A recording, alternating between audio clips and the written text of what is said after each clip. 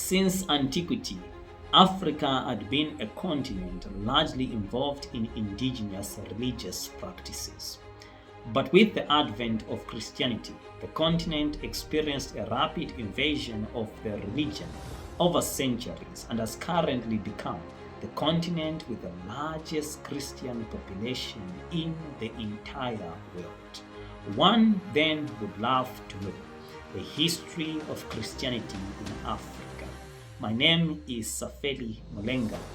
Most welcome as I explore the history of Christianity in Africa. The earliest account is recorded in the Holy Bible. The story revolves around a prominent Ethiopian eunuch on a journey who encounters one of the disciples of Jesus Christ. The disciple Philip preaches to him, converts the Ethiopian eunuch, and baptizes him in the river Jordan. Although there are no confirmed reports that this eunuch became an evangelist, many believe, and it is evident that he took the religion to Africa and sowed the first seed of Christianity. However, the spread of Christianity in Africa is mostly attributed to Mark the Evangelist, who is reported to have brought the religion to Alexandria in Egypt. And it is so surprising to note that the northern region of Africa, which is now predominantly Muslim, was the first port of call for the introduction of Christianity to the continent. It was in Alexandria, a city in Egypt, that the first seeds were sown. Alexandria then became a major point in the development of Christianity in Africa, with Mark leading the movement as a bishop. In Alexandria, systems and structures were put in place to foster the growth of the Christian community there. Notable schools were also established in the city, such as Catechetical School of Alexandria, which was founded in the latter part of the 2nd century by Clement of Alexandria. This school became a center for intense literary study and interpretation of the Bible. Alexandria also produced many notable scholars such as Titus Flavius Clement, popularly known as Clement of Alexandria, and Tertullian, who was also known as the father of Western theology. From Alexandria, Christianity spread to Carthage, a town in Tunisia, also within the confines of North Africa. The Church of Alexandria worked strong only for a short while before different theological opinions arose. This led to its division into the Coptical Orthodox Church of Alexandria and the Greek Orthodox Church of Alexandria. At the time of the growing Christian community in Africa, North Africa was largely under Roman rule. This influenced the language that was to be used to spread Christianity in the region, which was Latin.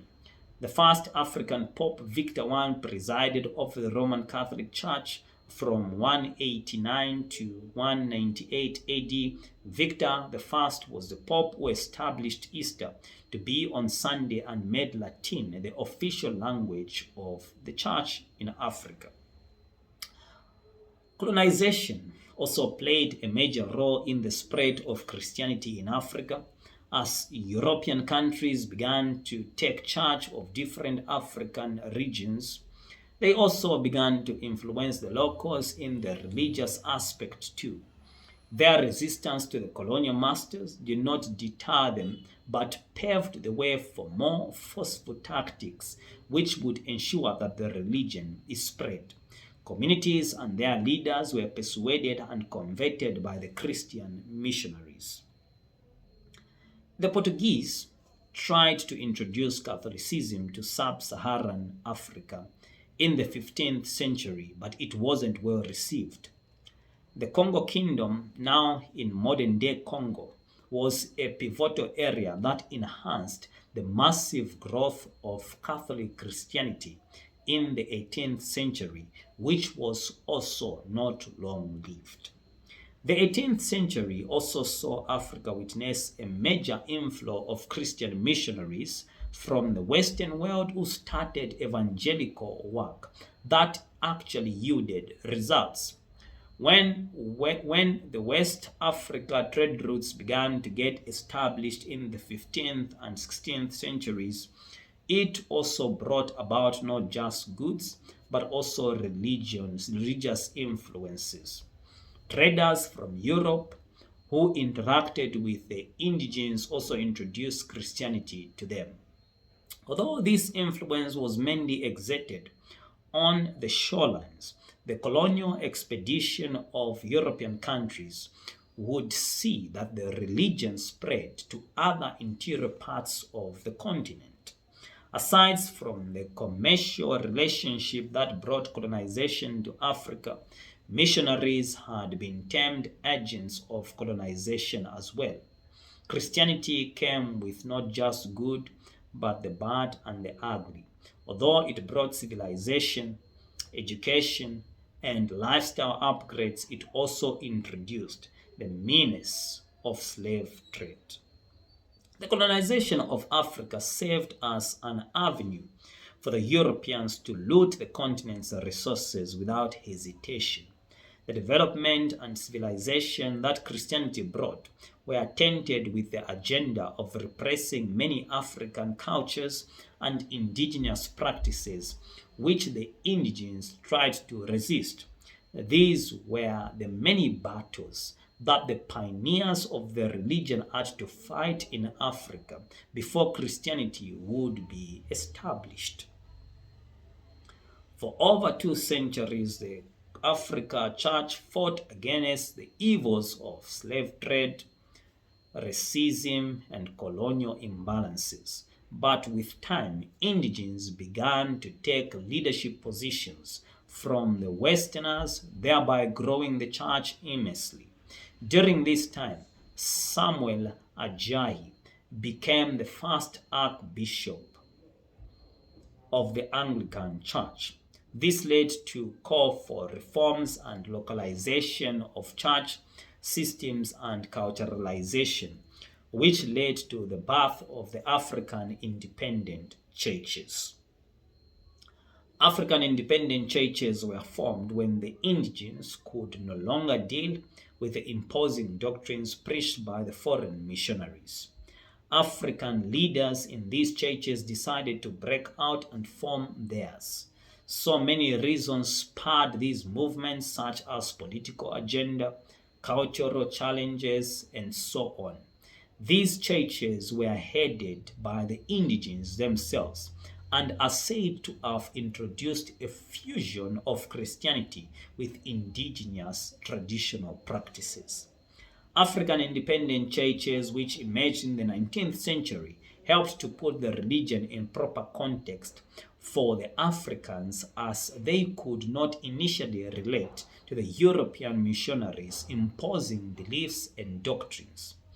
Christianity was then considered a white man's religion. Jesus was portrayed as a white savior, and the Bible was seen as a white man's book. Schools that were built and managed by the missionaries taught about Western culture and language, so much so that it influenced dressing patterns in churches and workplaces up to this day. The African independent churches also arose to fight against the suppression of cultural beliefs and practices. In recent years, these churches have expanded immensely, leading to the rise of both Pentecostal and Orthodox churches in the continent, with Southern and Western Africa at the forefront.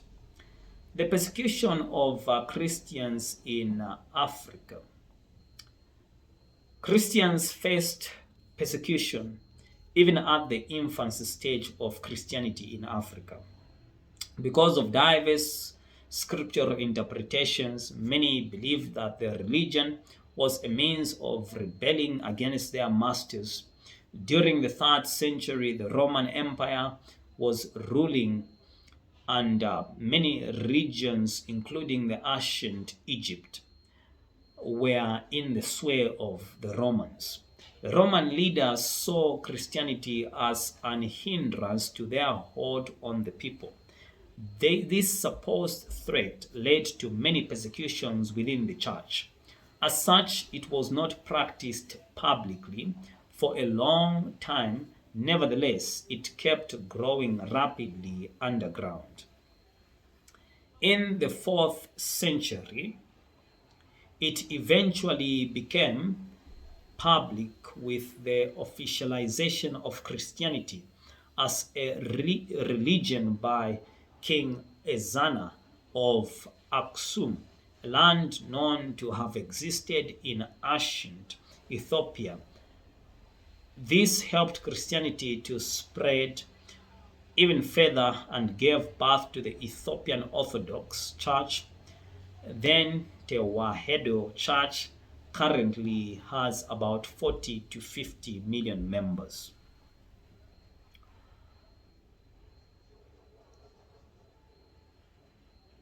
Although North Africa was the forerunner of Christianity, it is now predominantly Muslim, as mentioned, due to the wave of Islam that swept through the area in the 7th century, which started with the Muslim conquest of Egypt in 639 AD.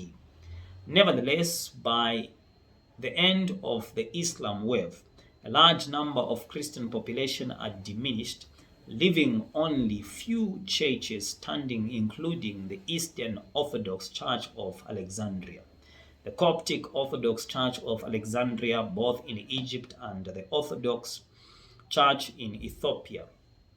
Christianity has grown in other parts of Africa with a percentage of about 40% of the continent's population.